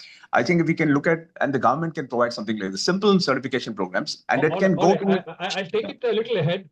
So we looked Yeah. at this issue which you are saying, but one challenge which we faced was who's going to be your regulatory body. There is an organization called Disha, or some. I think it's looking at only certain portion of it. So we wanted to know as to who should be the regulator, who should be providing you this particular standard. So this was a challenge which we faced. I mean, I'm putting across to you very openly that there has to be some regulatory framework for hospitals. I think your NABH or I think there are bodies like Anyway, yes. Correct. So we It can be had the part of QCI. QCI. Yeah, it can be a body under QCI. Yeah, so we wanted the QCI to be involved in this to create this particular body. One, then what about the equipment which is coming? What standard should they be adopting? Like especially the diagnostic centers, etc., etc. So this is another problem which we face. So these are all issues which we debated. But I think your involvement in such talks, and I think we need to take all this forward. And I think Amit, I think these are things which can actually people can understand this through such forums. Sir, we're just trying, and because of people like you, this is being possible. Otherwise, nobody has time for anything nowadays. Anyways, now let me quickly bring in Mr. Radha. Before I bring in Mr. Radhakrishnan, would you like to also throw some light upon the UPI mess? Everywhere I go, even if I have a pani puri, I make a payment like this, on the mobile. I mean, this circus. Yeah, it's good for the GST being tracked because now Karnataka has really put the hammer down. Karnataka government is putting the hammer down through the GST notices too, and even the Delhi government is going to play. Probably not, but yes. What are your views on this risks associated with this B2C, with this F2C, finance to customer or UPI to C nation that we've become, wherein even if I have to, go and put a donation into a mandir, I can make it through UPI. What is going on? Okay, Amit, I had the statistics here just to show you that 665.3 million transactions carried out on 4th of August. That's a few days back, last Monday, of value 98,588.87 crores. This is the volume and the value of transactions carried out through the UPI interface in one particular day. Sir, source of data, if I may ask. It's from NPCI. Actually, you just log into NPCI website. They'll give you the statistics for every day's transactions. And I've just taken it out today in just about 10 minutes before this particular meeting. So all this is statistics is available on the NPCI website. When I rummage through the the records of the Lok Sabha, the records of the statements made in the Parliament, and then when I tally them back with the National Statistics Commission reports and the reports of the UPI, there is a startling difference a lot of times, which we'll talk some other day. But sir, please carry on. Yeah, Amit, the point is that, I think UPI has been a remarkable success. You would have your own versions, but understand today that the digital connect has reached every citizen today. I've been to the remotest portions of the country today, including, Andaman, Nicobar Islands, to the remotest portion. And you are really happy that, our citizens today are handling UPI. And it gives us so much of convenience today. And you don't have to carry cash, cards are. So there will be, opposition to it because, there are a lot of, fintech sector, financial sector, which are traditional financial sectors, which have actually lost business. But notwithstanding that, I think the UPI is the best way. Yes, there is an enormity of challenge that the infrastructure needs to grow. Now, you can't be bound by governmental procurement systems for growth of ICT, you have to adopt different models for ICT procurement. Now, the public procurement, especially for General sir, just a small interjection. See, India is not Australia. Pawan Duggal talked about Australia. India is not Australia. I've never been to Australia, but I've heard when you drive through Australia, 100 kilometers, you don't see a human being. But in India, right under my office, the coconut seller probably has a 30,000 rupees UPI transaction every day. Now he's got a scanner, and now there are reports from the RBI and also from the regulators that the scanners are being misused and the data and your transactions and your bank accounts can be compromised. So India has got a challenge which is huge, which is very different. And then there are the GST notices, the frightening scare of those notices which are coming to this, unorganized people. All these things, how do you think the government, because with growth, we also have this simultaneous, huge backlog of problems which are accumulating. How do you tackle that in India? Amit, I'm a military man, and technology actually evolved from history because of conflicts only. You look at fire. Fire can be used for peaceful purposes. It can also be used for destruction. So similarly, the digital technology is for positive gains of us as citizens. It can also be misused. Now, if a few are misusing it, should we stop this service altogether for all of us as a community? This is a call which all of us need to take as citizens. It actually provides so much of ease. Now, you looked at the QR codes which are there. Definitely, there will be vulnerabilities which are there. So this is where the awareness comes in as all of us as citizens. If we are aware, if we follow simple practices, cyber hygiene practices, I'm sure all this can improve. And it gives you so much of flexibility, technology today. And you mentioned about a street vendor getting 30,000 rupees. Now, imagine that, he gets 30,000 rupees by virtue of the fact that he's got that QR code. Now, if he follows cyber hygiene, he doesn't click on links, malicious links. Now, this is another challenge which we faced. I'm sure a lot of measures are adopted. Many of us, the educated, so people feel that that dial tone which used to come, 1930, cybercrime hone se, report karo, and all those things which came on as a dial tone in our telephones, mobile phones, etc., ring tones which are there. These are all measures which were taken to educate the masses on the challenges which we face in our ecosystem. Now it reaches, and in fact, a lot of people have become aware of cyber hygiene today. Now, lack of adequate HR for meeting this entire requirements. One, cyber hygiene awareness is a major challenge, and it's such meetings. Also, academic institutions. I think we need to, like I think one of the participants mentioned today, that cyber hygiene has to be part and parcel of our lives today. It has to be. And it's like civic sense, driving on left side of the road. These are things which we need to now practice, and we need to teach our children. Now, you look at our children today, they are actually using digital tools.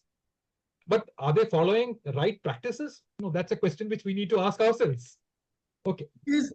General Saab, is a NEFT transaction, an RTGS transfer for a business purpose, can that tantamount to cybercrime in any scope of definition? Because there is no definition of cybercrime.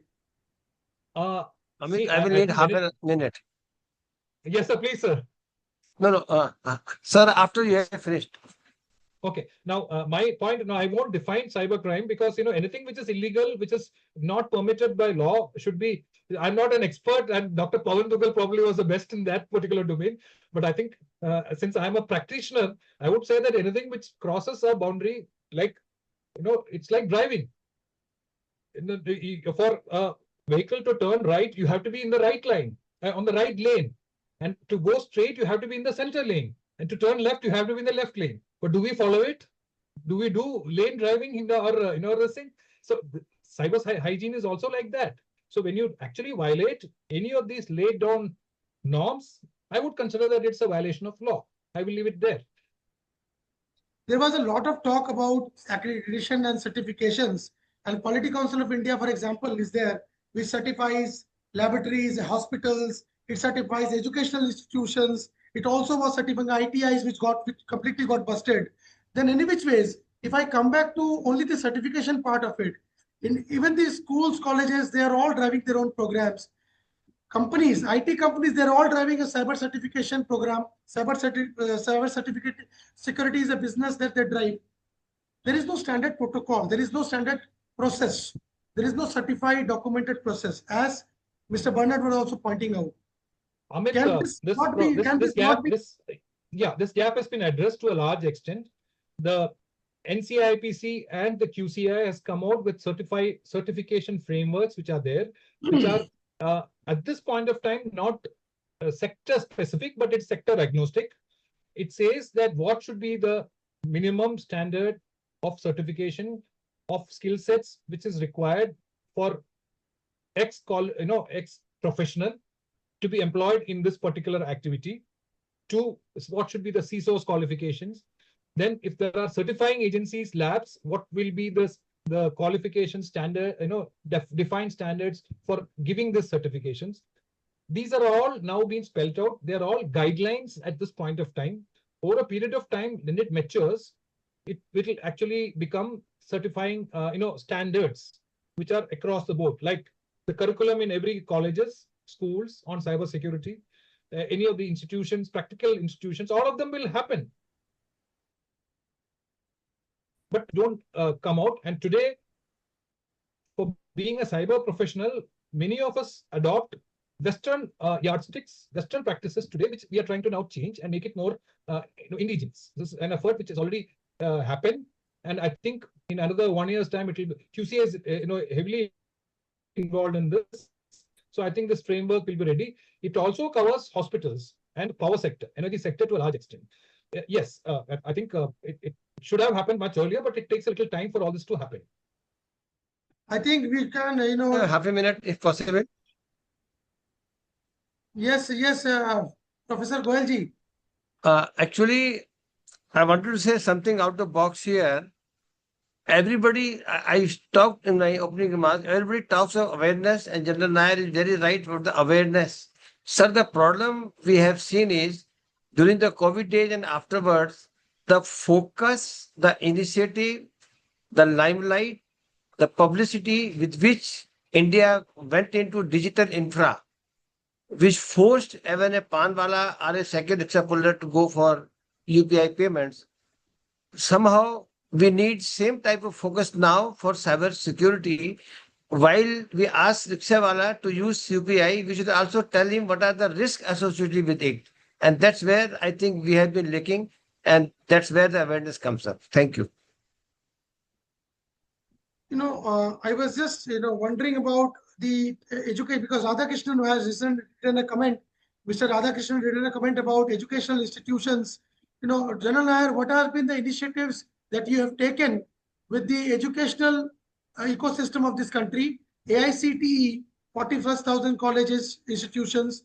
We've got UGC, which handles thousands of institutions. We've got 15 lakh plus schools across the country. What are the initiatives that you have taken to introduce cyber hygiene in these institutions? Okay, Amit, first, cyber security did not figure as part of the curriculum.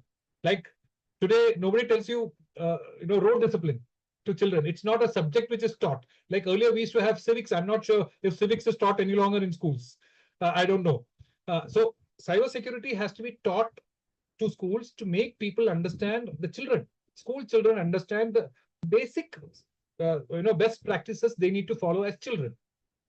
This is something which we have insisted on, and we have written to the NCRT, the schools, the CBSE, at a little higher level. As part of the NEP, we wanted cybersecurity cannot be taught theoretically. You need to have some hands-on training on sectors, on IT sector, OT sectors. So this is something which we insisted upon. So there is some work which the AICTE, UGC are doing to identify customized curriculum. But since they have not come out with it, it's a little difficult, because I mentioned to you that every sector regulator also has to be contributing in this effort. So there are fintech, like I think it's called the IBRDT. They are actually involved in have equipping some of the colleges. So there is a informal association where many of the academic institutions today are being supported by some of the sectors for the sector specific requirements. But notwithstanding that, we are churning out so many millions of computer science graduates every year. Now, are they aware of cybersecurity? So now there are cybersecurity capsules with specific syllabus, which is part of the curriculum, which these computer science graduates can pick up. There are also some universities today which are offering dedicated cybersecurity courses now at the graduation level. Now, for post-graduation, there are certain specific institutions, again aligned to some of the sectoral requirements with industry, association of the industry, where they're looking at cybersecurity for that particular sector.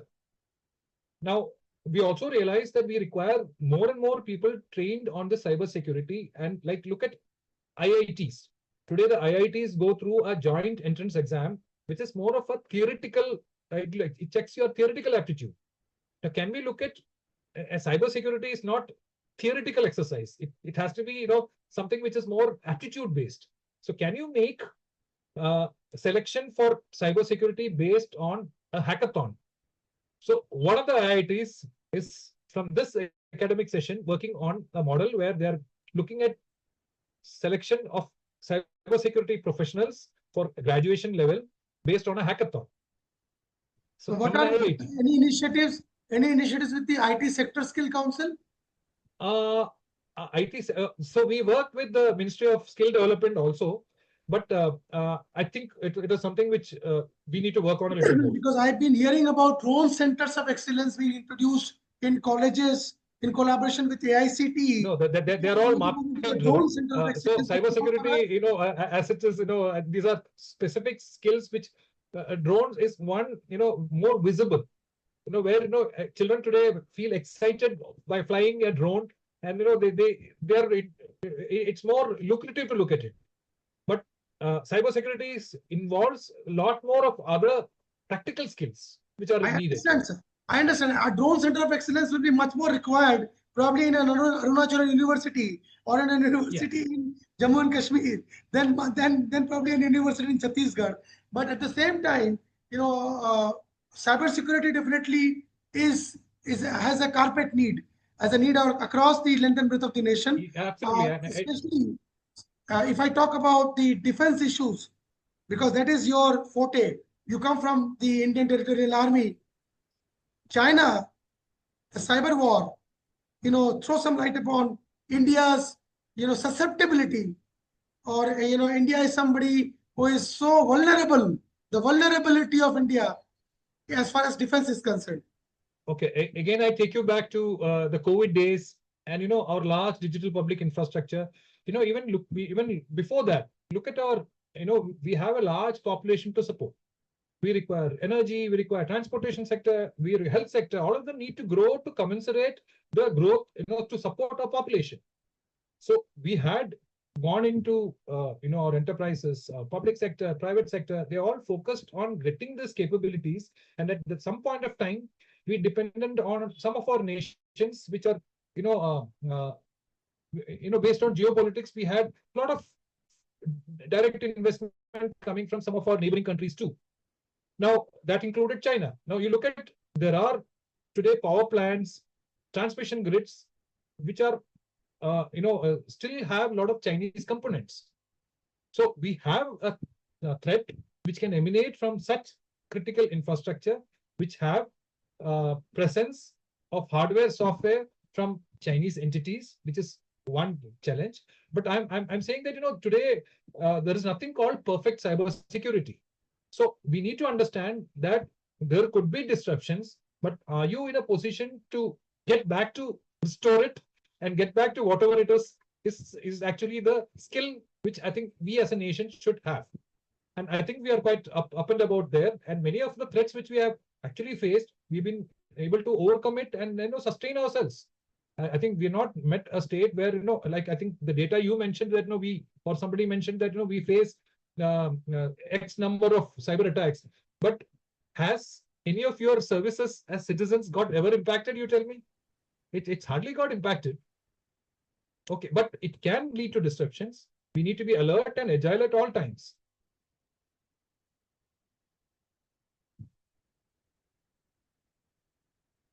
I'll quickly now, sorry, there was an audio problem. I'll quickly bring in, now we've got another 7-8 minutes. We'll close in 7-8 minutes time. Professor N.K. Goyal sir, he runs this beautiful organization called Cybersecurity Association of India. I've seen him running after this issue for the last 20 years. You know, when people were probably not even aware of what, even I was not aware of cybersecurity, I've seen him launching people from IIT Kanpur and all that in front of ministers, launching young boys who've been experts of cybersecurity. I still remember that boy Saket from Lucidius Technologies, 15-20 years back. Goyal sir, about your association initiatives and what are your future plans in terms of making India a robust cybersecurity, because you've got stakeholders here. They might like to avail of your services. Do not share your mobile number, please. Thank you very much, and sorry for sharing mobile number. Actually, association has been working since 2004 in close cooperation with the office of Mr. Nair earlier and other offices now also. We have been trying to see what to do to keep India cyber safe. So our agenda is almost same as has been discussed here: having a cyber policy, having a certified cyber policy courses, awareness beyond the posters are only the mobile announcements in the schools, in the colleges. We are also upskilling is one of our agenda, and we have started BTech cybersecurity courses in Uttarakhand Technical University. We are also on the spree of organizing cyber literacy awareness programs to 100,000 people within next 6 months, which we discussed also with Nair when he was in Delhi. And there are a few other things which I think I may be allowed to bring in, is that three things. One is, suppose today my phone is hacked or my money is lost. Except 1930, I don't know what to do. So as an association, we are having lots of interaction and lots of websites. We are creating what to do if your WhatsApp is hacked, account is hacked, etc., etc. Second problem is, as was said by General Nair, that the success rate is hardly 1% or 2% or so. So the money lost is lost, and there are complex rules. As somebody said, immediately the bank will freeze the entire account. As a result, the vendors in Madhya Pradesh, Indore, have put up a board outside their shop: we will not accept UPI payments, because if I pay to some vendor and my account is not correct, the blame goes to the vendor who accepts it. So we are trying to see these things. In the case of hospitals, we have organized few programs, because hospitals are very uniquely placed. When a patient goes there, for him the doctor is the god. And as was said by our expert from AHPP, they are fixed up with lots of things to do, lots of certification, lots of contradictions, lots of regulations. And there is no certified, it was brought out in the meeting, no certified program or course to declare that he is fit to be CISO. And for doctors, not only the patient, for them the first priority is the patient, but now more than patient, they are also worried for data loss, etc. So we are working on all these things, organizing programs, conferences, seminars, with the help of Amit Goyal and others. Thank you very much. Okay, now Radhakrishnan ji, your closing comments. Probably you are a plethora of knowledge. You are a repository of knowledge. We would like to hear from you about what have been your observations from this interaction today with the great General Nair, and then we will close with Bank of India participants. Over to you, Radhakrishnan ji. Thank you, sir. I've been around for about last 46 years. I've been in the computer industry, even before computer software engineering was deemed to be a subject. So I have noticed something very interesting. There are three businesses growing. One is basic processors itself, right? Because no matter what speed of a processor you have, you always want to have an even faster processor. The reason why companies like Intel and others kept on growing, because they made faster and faster processors. The second industry that has been growing continuously without any recession is the storage industry, because no matter how much you store, you will always want to store more. So the storage industry has been growing. And now I've seen that the third industry which has been growing continuously is the security business.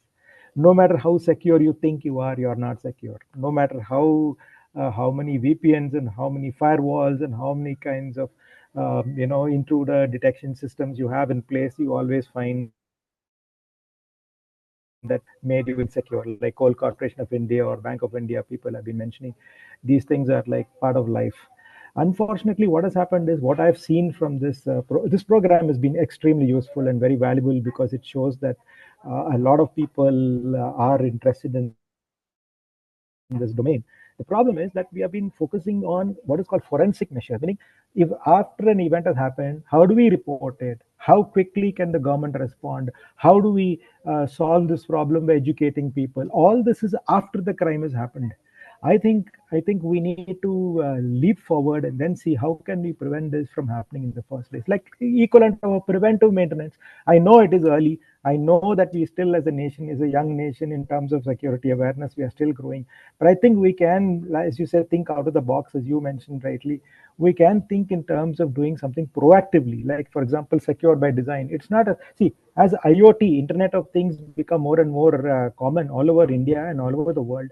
We need to make sure that we have government standards in saying that, okay, we need to have a secure chip, secure firmware, secure on the air updates or firmware updates. These are part of a standard which the government can just basically pay. Like STQC is doing a wonderful job. I mean, they are given extremely clear guidelines and stuff like that. And CDAC is also working on many things like this. But I think these are it has to be coordinated. I think Lieutenant General Nair is I think a fantastic person. I've really learned so many things from him, and he's like basically I think we are renovating. I mean, sort of resonating at the same frequency on many things that he said. So I'm very sure that we are on the right track with the right people in place, and that's happening. Thank you so much. Thank you, Radhakrishnan ji. Before the closing remarks from Bank of India, one thing, in case in future you would like to engage with any of these experts, we're always open. We will be connecting to Radhakrishnan ji, Cyber Security Association. They are our partners anyways.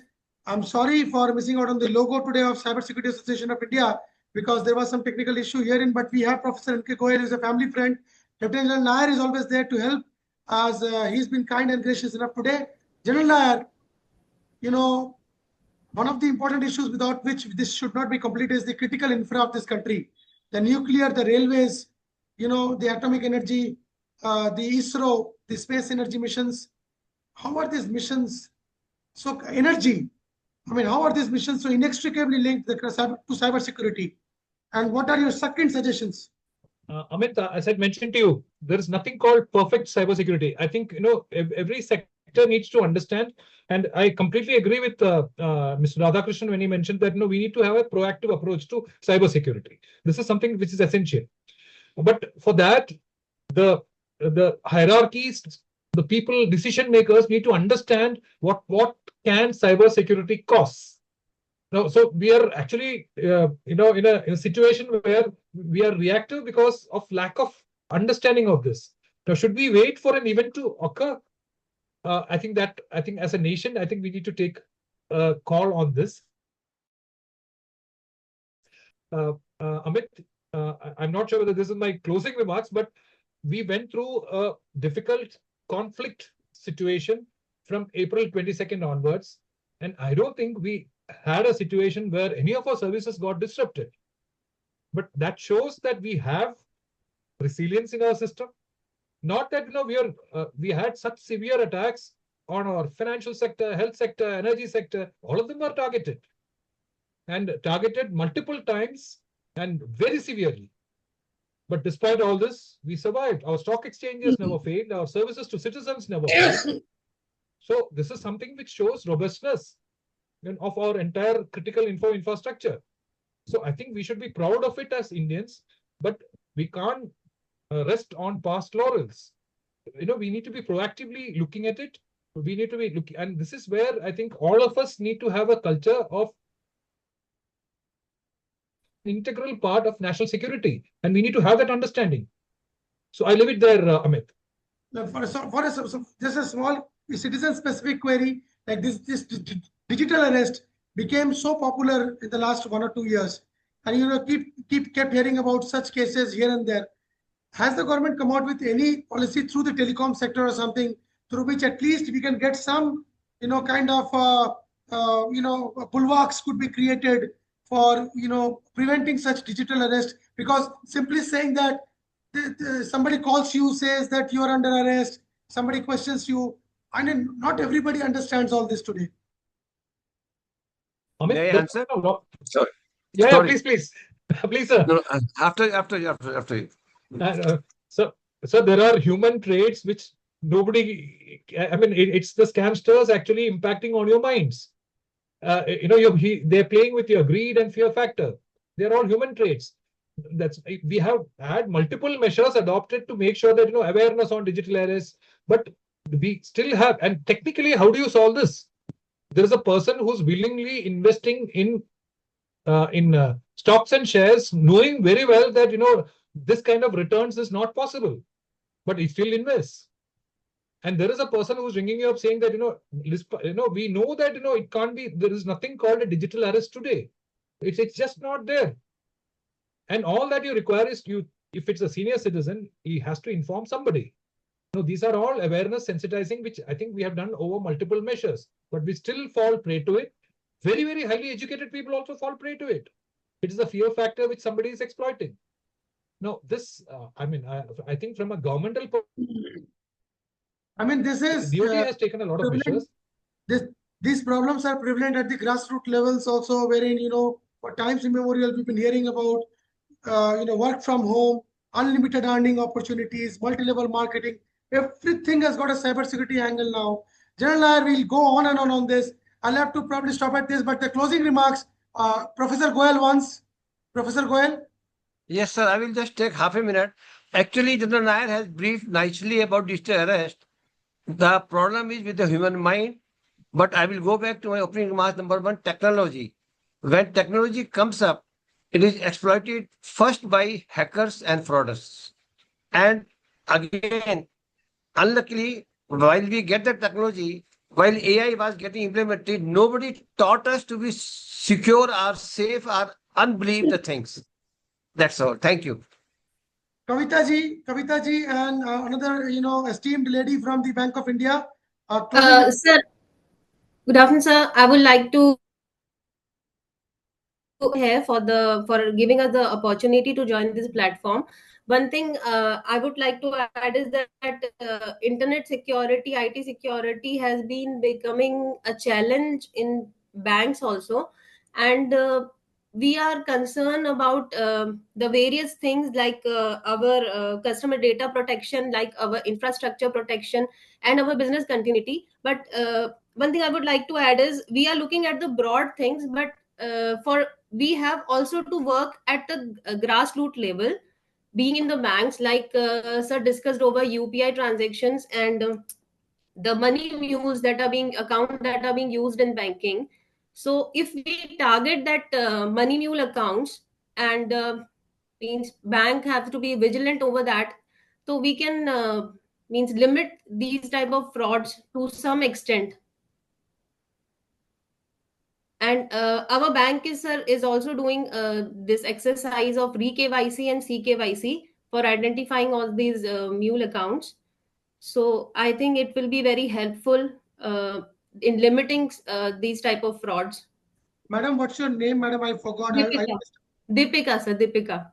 Deepika ji and Kavita ji, from a banking perspective, what has been the role of the Jandan accounts, Yes, sir. To this creating of the mule ecosystem? Has there been, or is this just a kind of a grapevine rumor, or do you think it has been a serious problem?